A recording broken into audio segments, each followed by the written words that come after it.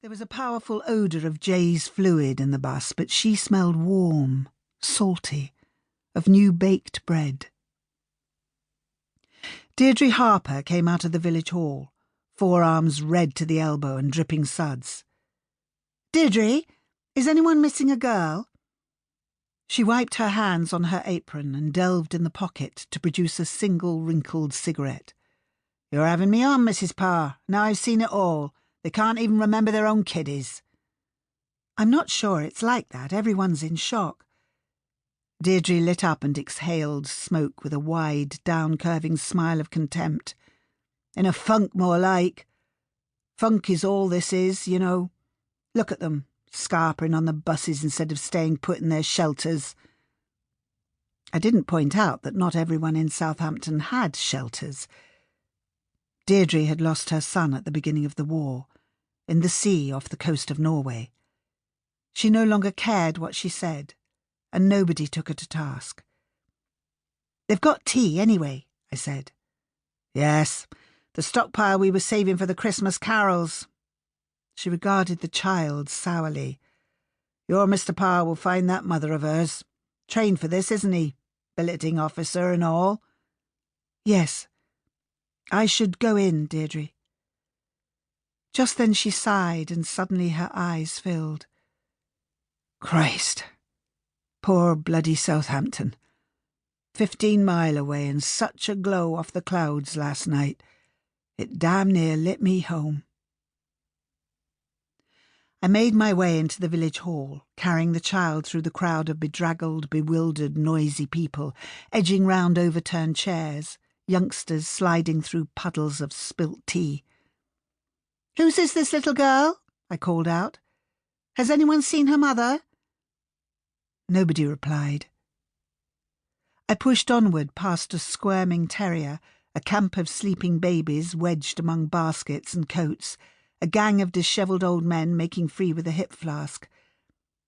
"Is anyone looking for this child?" I called, louder this time. "Where are we, doll?" said one of the old men. "Upton," I told him. "The village of Upton." "Do you know this little girl?" He shook his head. An odd smell was coming off his coat, a reek of something burnt. I moved away, but the smell remained in my nostrils. I glanced up at the high windows of the hall and saw that the light was fading fast. We didn't have long until blackout. Halfway down the hall I found Mrs. Daventry and Miss Legg, 2 pillars of our little community. They were standing by a table and picking hopelessly at the knot on a bale of blankets. I hitched my burden higher with one hand. Astonishingly, she had not stirred, and with the other I grasped one loop of the knotted rope and prized it loose. "Ellen has such strong fingers," Mrs. Daventry said to Miss Legg. "She's so practical," Miss Legg said to Mrs. Daventry. "I simply know where to pull," I told them. They looked at me silently.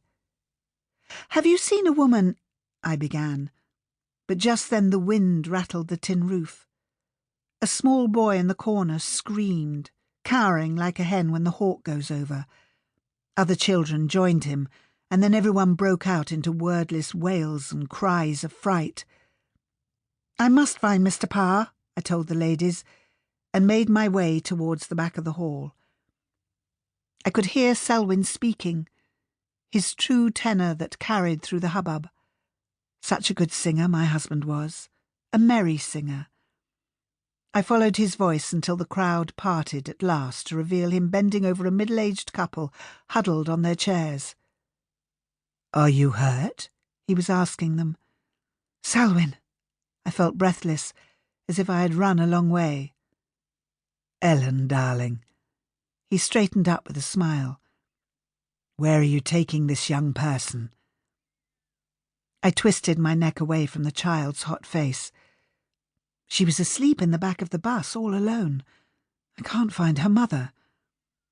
His eyes widened. "She was left on the bus?" "Yes." I stared around the room. "Selwyn, what are we going to do with all these people? Another busload and we'll run out of..."